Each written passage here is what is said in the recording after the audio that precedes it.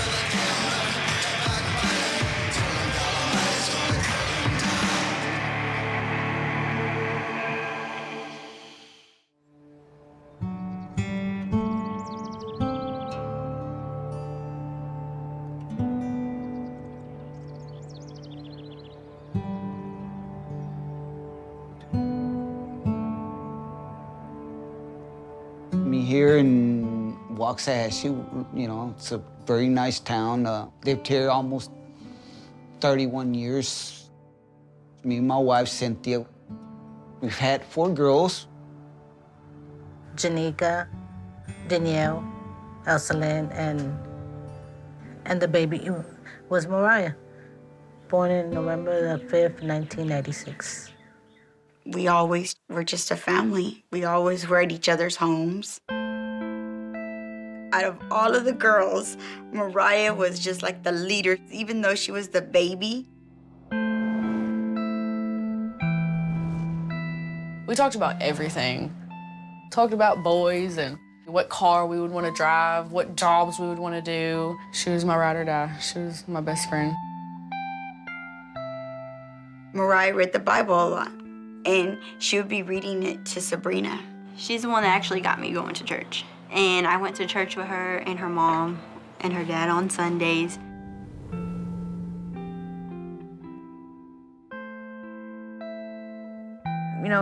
With the church that we were involved, we weren't allowed to wear makeup.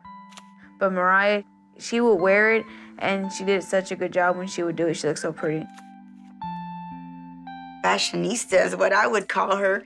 She would dye her hair any color she felt. One day it was black, one day it was red, but it worked so perfect for her. I don't know why she loved tattoos so much. I think the first tattoo she showed me was the Hello Kitty one, and I was like, why did you get a tattoo? She was like, because I love Hello Kitty, and it's my body, I can do what I want. And I was just like, okay. She acted older than she was. She did.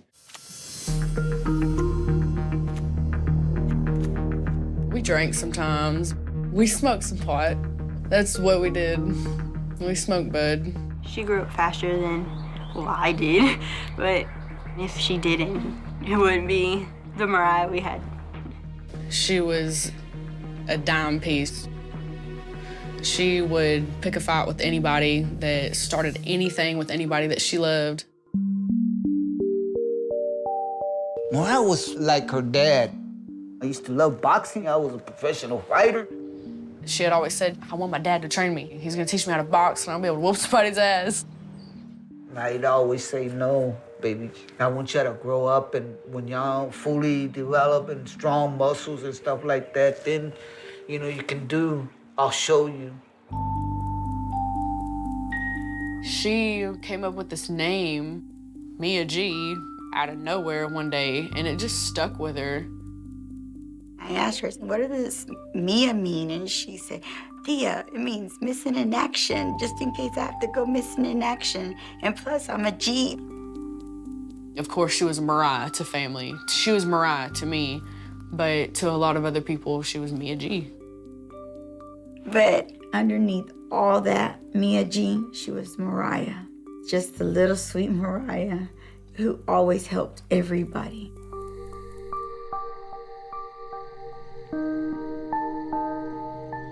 In September 2011, our whole world just changed.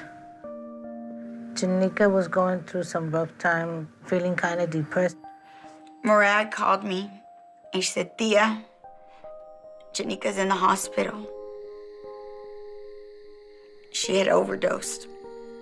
When she was drinking, she was mixing them with her anxiety, depression pills, and that's how it all happened. And then she goes into a coma. We spent almost 2 weeks there at the hospital with her. Mariah stayed by her side day and night. She wouldn't leave her.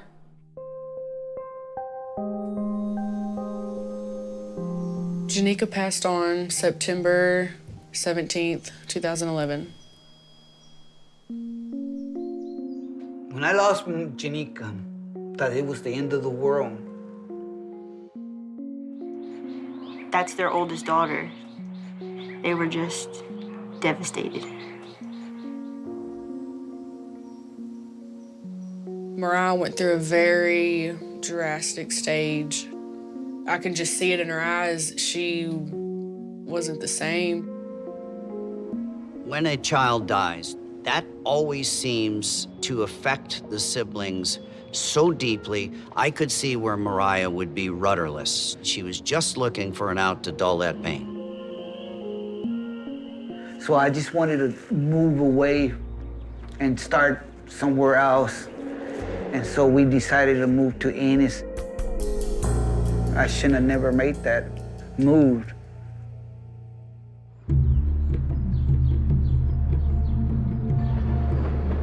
We all went our little separate ways because we were all hurting. Mariah, she was gone.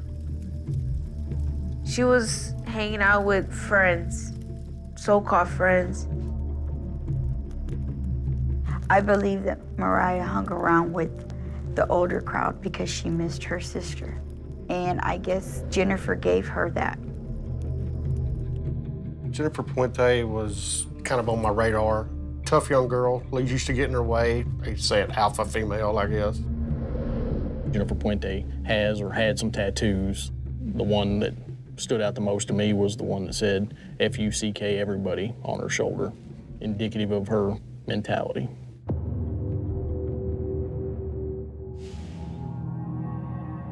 Mariah had met Jennifer back in January 2012. This young girl, she's 18. My daughter's only 15.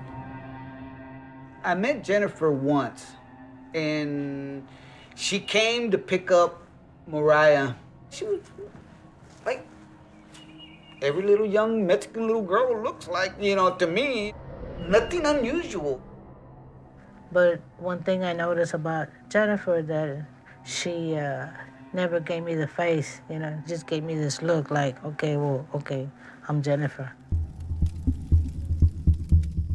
Me and Mariah never did no bad drugs. Whenever she started hanging out with this girl, I kind of had a sense that she was doing some drugs, like cocaine or meth, because she was more kind of like angry.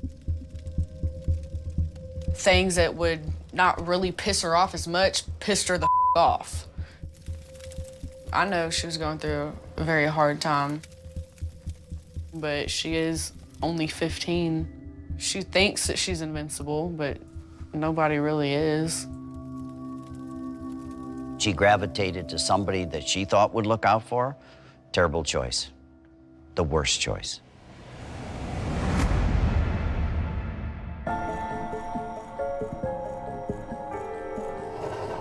Jennifer was making threats, you know, wanted to kill people, burn bodies.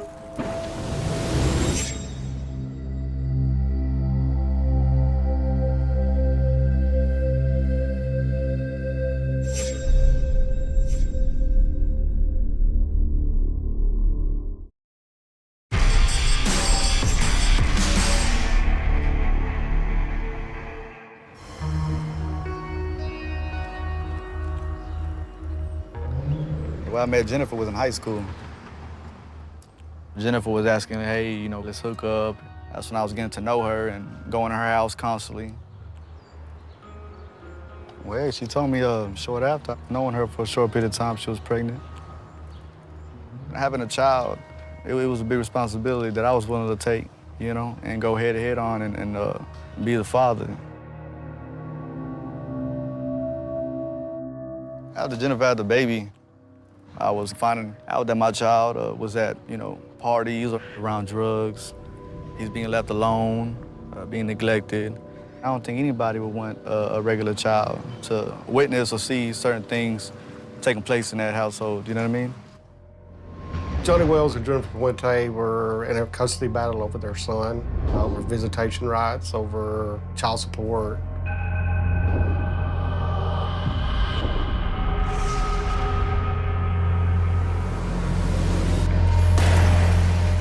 When the custody battle was going on, certain immature things took place, as in people breaking windshields, flattening tires, making threats. I was like, oh no, I already know this is gonna turn ugly. Jennifer had slashed his tires, so I arrested her for criminal mischief, but she was bonded out.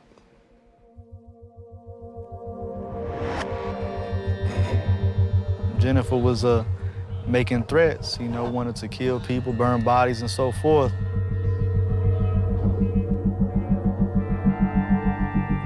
And I was thinking in my head, this stuff must be serious.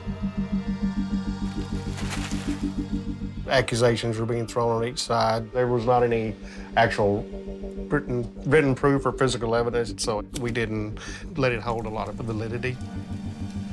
But a murder took place due to nobody listening. Guess what happened? Nobody did anything about Jennifer Puente. Even when she went around and said, I'd like to kill people, not only would I like to kill people, I'd like to burn their bodies. That would be a red flag to me. But the problem is, what could you do? What could you really, really do?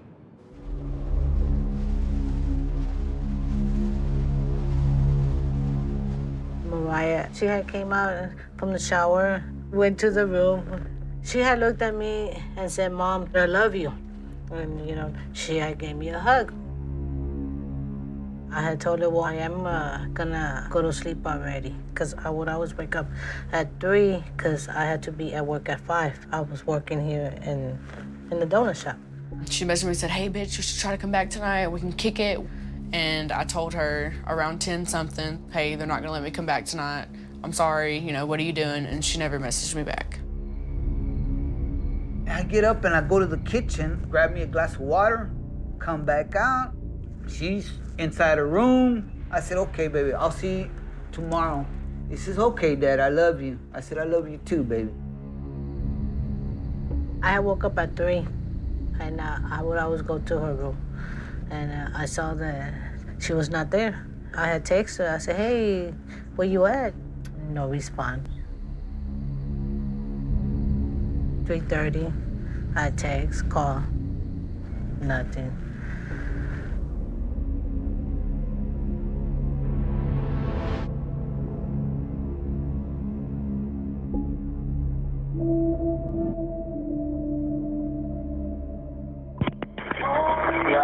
What's your emergency? I was on my way to work, and on my road right here on Nighthurst Road, there's a fire, and it looks like a human body on fire. You're pretty sure that's what it is, right? I mean, I can't tell if it's a dog or a person. I mean, you can see a face. Okay, they're on the way. My lieutenant called me up that said we had a deceased person located on the side of the road, and it had been burned.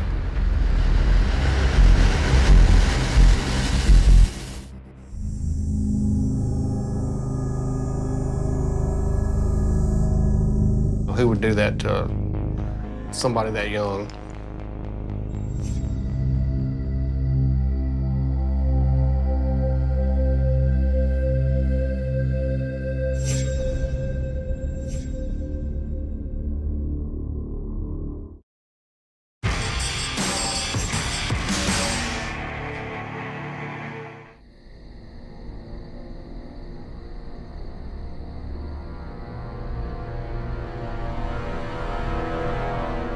The body was laying on the west side of a gravel road, and then it's called Nighthurst. It's a well-known dump area. Couches, washing machines, old furniture, old clothes.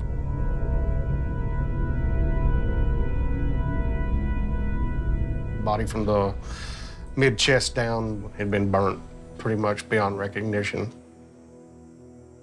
You could tell it was probably of a young person or a child. That's pretty, who would do that to somebody that young?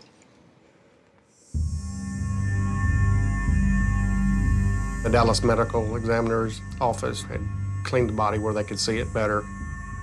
She had several tattoos, but the main one was a crown tattooed on her chest. It said royalty above it, and she'd been asphyxiated. They said there were several bones broken in her neck where there was a lot of pressure. She had post-mortem cuts on the body, probably either made with a very sharp instrument like a razor blade.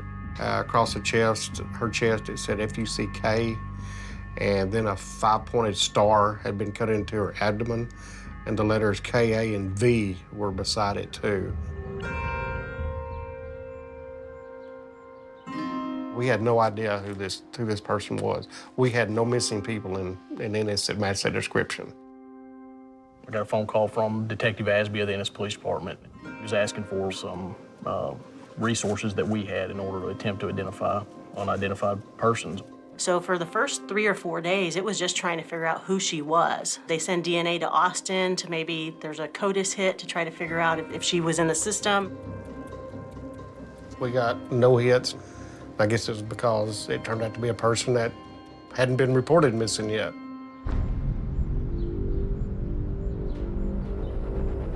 I didn't want to call the police because to me, I thought she was, with somebody else. We knew that she hanged around with Kendall, her best friend here in Waxahachie.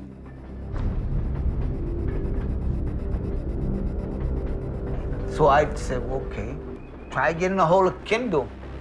Is Mariah with you? Because we can't find her. I was like, no, I haven't heard from her. I thought she was with you.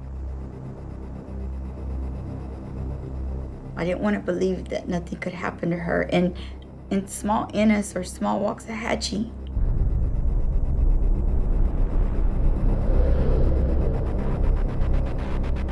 Something popped up in the newspapers. They found a body burning.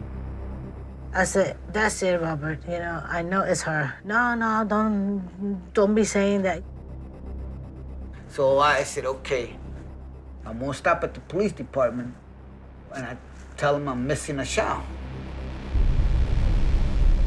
Police Officer Sherman Swafford asked them, does she have any distinguishing marks or tattoos or anything? And they advised she had a tattoo of a crown on her chest that said royalty above it.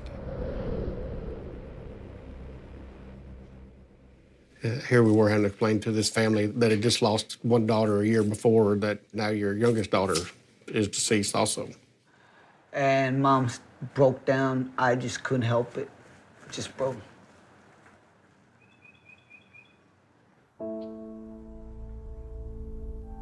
You don't expect to lose your sisters like that.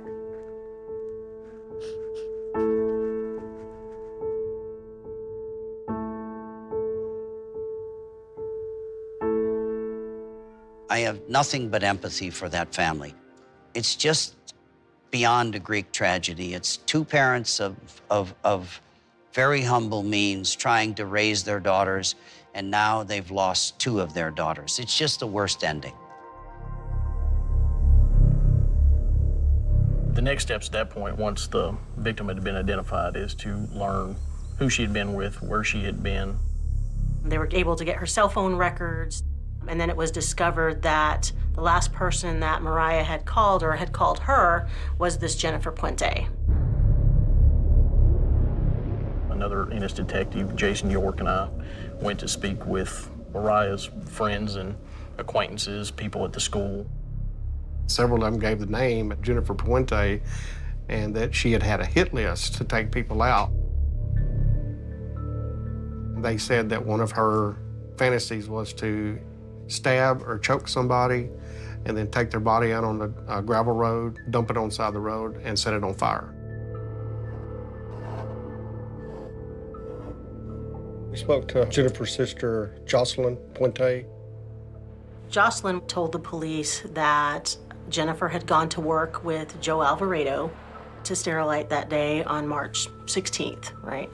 And at that point, that was the first time Joe Alvarado's name had come up. I've never heard the name Joe Alvarado before, not out of her mouth. Joe Alvarado is the boyfriend, or was the boyfriend, of Jennifer Puente. They had worked together at the Sterilite Corporation, which is a manufacturing corporation here in Ennis. Jocelyn mentioned that she had a conversation with Jennifer on March 17th at about 9 o'clock in the morning. She tells her sister that her and Joe killed Mariah.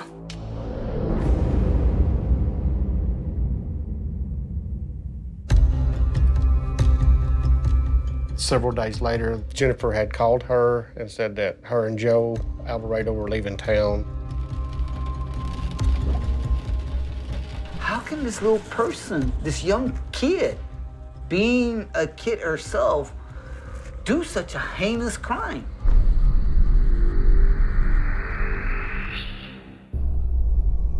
Joe didn't seem scared. He didn't seem shocked. He just seemed numb.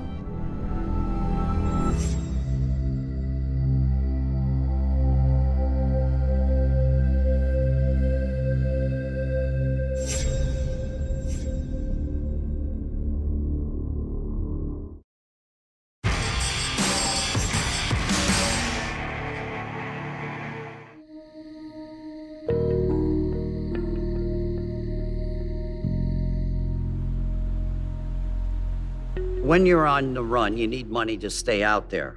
Bad guys usually steal something or pawn something. So the first thing cops do is they search their database for pawn shops in the area.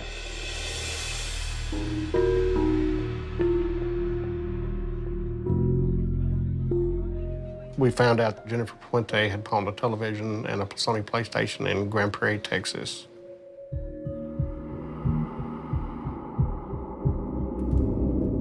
We started looking in the Grand Prairie area for Jennifer Puente and Joe Alvarado.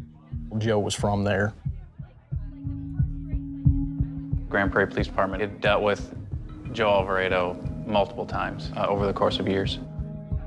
There was some fraudulent use of identifying information charges, but I don't believe he had a violent criminal history in Grand Prairie. I received a phone call in the early morning hours from one of the Grand Prairie officers. They had located Joe Alvarado's Oldsmobile Bravada at the CVS parking lot. The doors were unlocked, the car was dusty. It appeared to have been plain and simply abandoned there. Joe Alvarado tended to frequent the area of North Grand Prairie off Main Street. It's known for drug trafficking, drug sales, prostitution.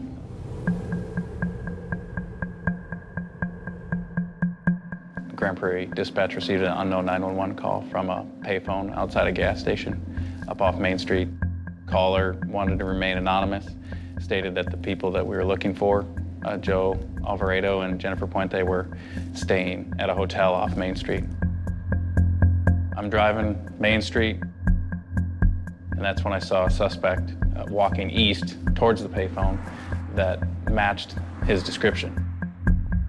He gave me an ID belonging to somebody else, an Andrew Lopez. I looked at the picture on the ID and it just didn't look like him. I asked him, "What's your real name?" He just says, "I'm the guy you're looking for." And then he told me his name was Joe. He didn't seem scared, he didn't seem shocked, he just seemed numb. We put him in handcuffs, and then when we were searching him, we found a hotel key in his pocket. I asked, what hotel? And he said, maybe I have something in there that I don't want you guys to see. On our way to the detention center, on his own, he said it's for the Relax Hotel in Grand Prairie. So we immediately sent 3 officers over there.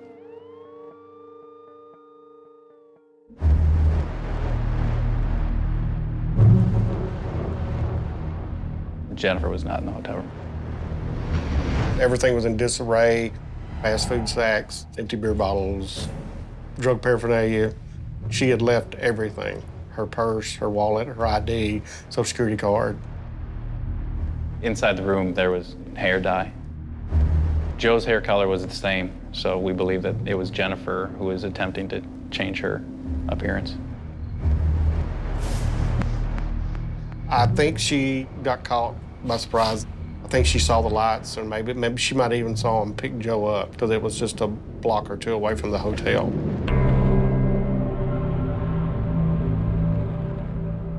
We transported him back to Ennis.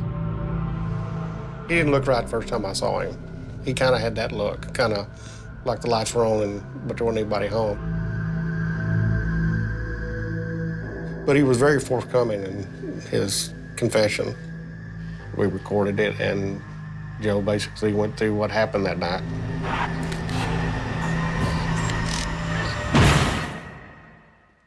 You know, growing up, my family was, majority were women and whatever. Whenever they told me to do something, you know, I would mostly do it.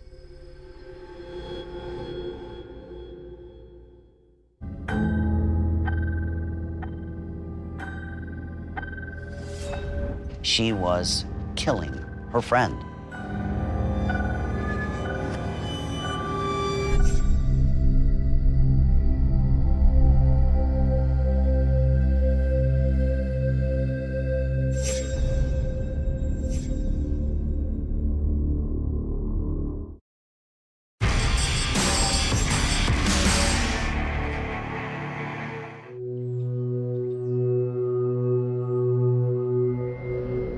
I met Jennifer while working at Sterilite.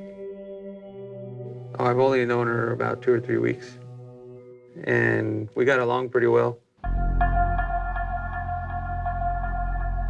That morning, she told me that she didn't want to go to work. We pretty much just chilled and smoked some K2 and stuff. K2 is a synthetic legal form of marijuana. K2 is made different ways by different people. It has different effects. Later on that night, she wanted to go to Moriah's house. So Joe gave her a ride over there. I never met Mariah before that night. They went back to his mother's house on Smith Street.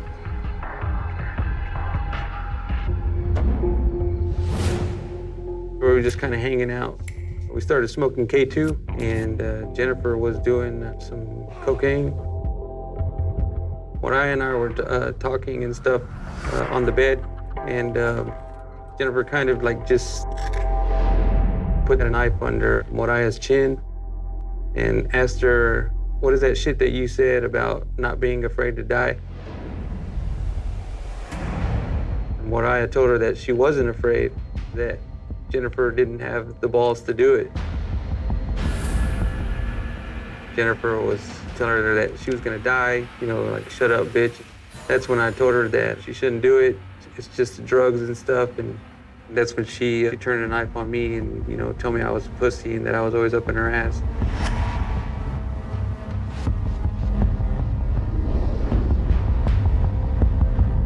There was somewhat of a struggle. It seemed like Jennifer had stabbed her in the abdomen. Kind of just let him be, you know, just left him alone. And I went and sat in the chair that was in the middle of the room. What I was telling her, like, you're crazy, get off me. I was under the influence.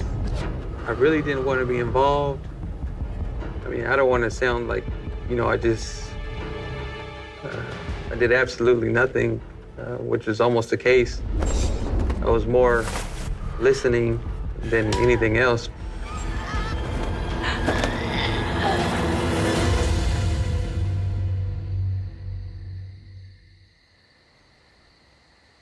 It got real quiet after that. I just turned around and I seen Moriah just laying there, pretty still, and Jennifer was still on top of her. Jennifer seemed kind of out of breath, but yet she was like pretty satisfied with herself.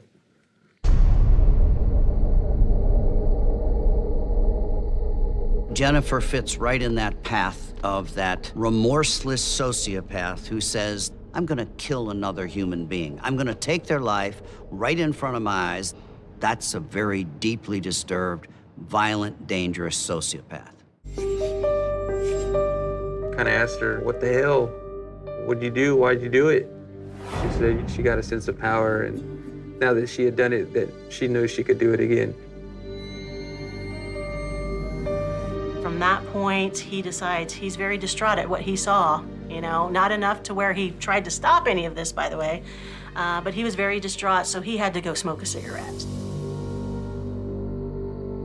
The first thing that went through my mind was, I'm gonna go to jail for this. Whenever I came back into the room, Moriah was no longer on the bed. Now she was on the floor, like spread eagle. Jennifer had carved a pentagram, some other stuff on Moriah's body. I picked up Moriah. It's not like picking up somebody that's sleeping, It was very, very, very strange feeling.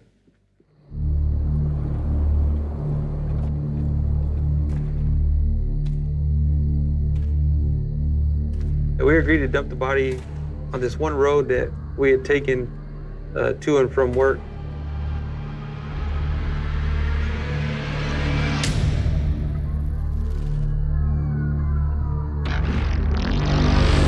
I instructed Jennifer how to pour the gas.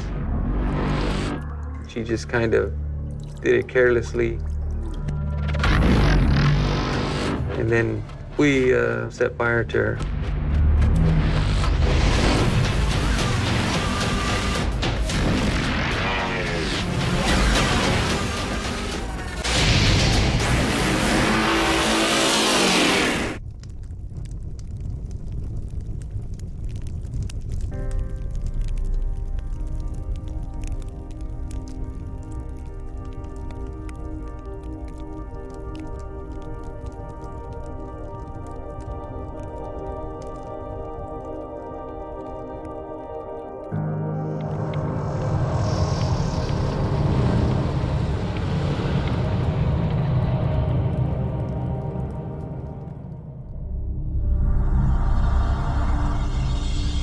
After that, we went to a gas station where I could get gas and buy some more cigarettes.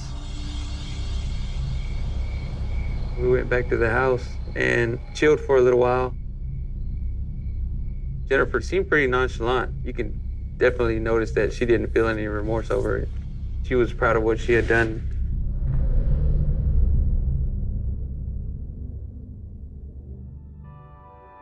Jennifer continued to go to work. Me, I just, to kind of numb myself from the experience, I just got high every day.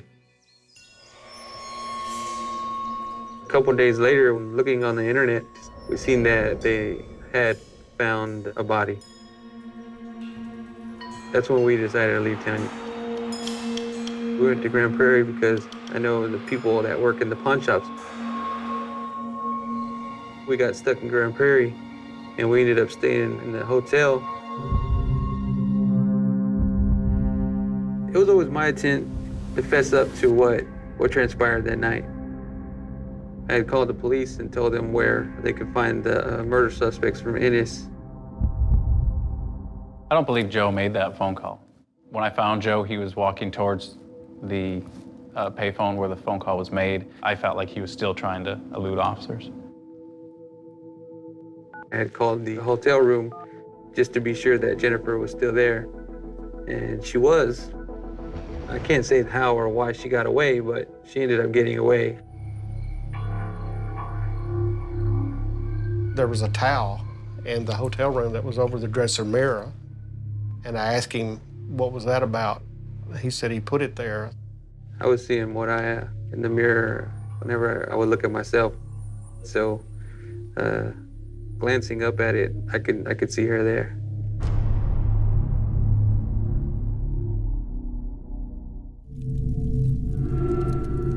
This is probably the worst homicide case I've ever been on, and I want it closed, I want it finished.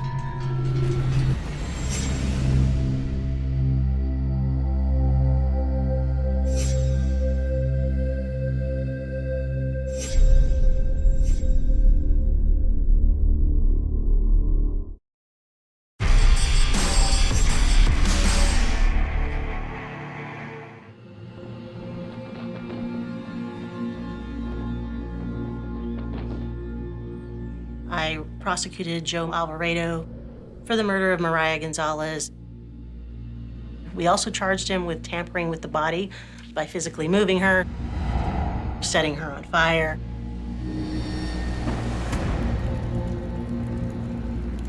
We were sitting in the front of the court, and they brought him in. He had no remorse for us.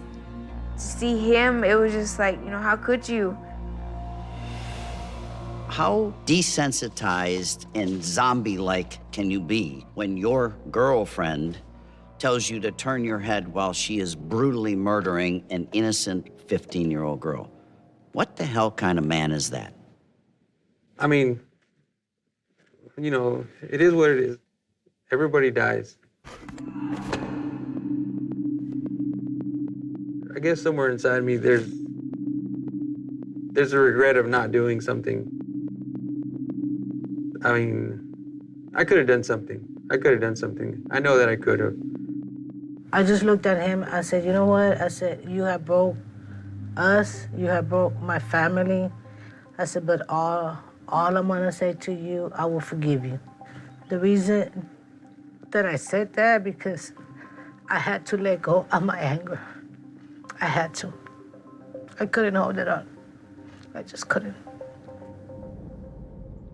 In the end, based upon plea negotiations between us and his attorneys, we agreed that he would plead to the murder for 34 years, and then he pled to 20 years on the tampering case to run concurrent.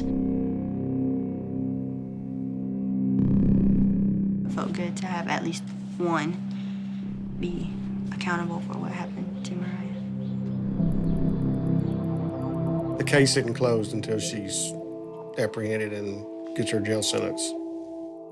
They're still tracking down every lead that they had to see if they could find out where she was. This is probably the worst homicide case I've ever been on, and I want it closed, I want it finished. We were following up leads. They went to Houston, it was in Nuevo Laredo, Mexico, but no sign of her. Nothing was panning out. It became pretty frustrating. We were getting pretty close to her, it seemed. We were within hours of her, and then sometimes within, 30 minutes of her. People claiming that she was nearby and had been seen. My full belief is Jennifer Puente is most likely living under an alias name because at this point, no traces of Jennifer have been determined. I thought her mother's instinct would want her to let her come back to try to visit her child, but evidently there's been no contact because we're in contact with the father, Johnny Wells Jr., and he would surely let us know. Jennifer being out, that made me very concerned over my child. But at the end of the day, I won custody of my son. And I really have high hopes for him, you know what I mean? He's a smart kid, a lot more than I was when I was 5,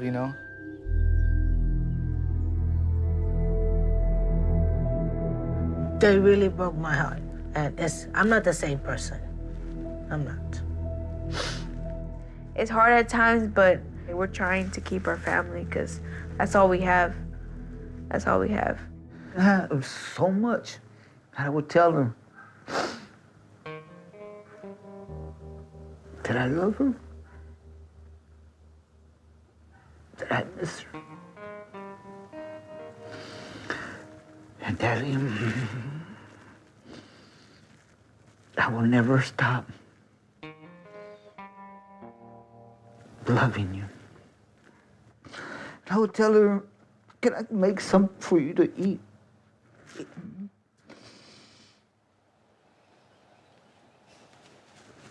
Tell her. Just walk to the store.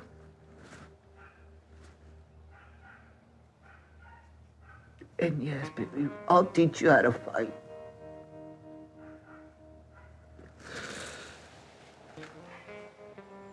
Let's do whatever you want to do. Whatever it is.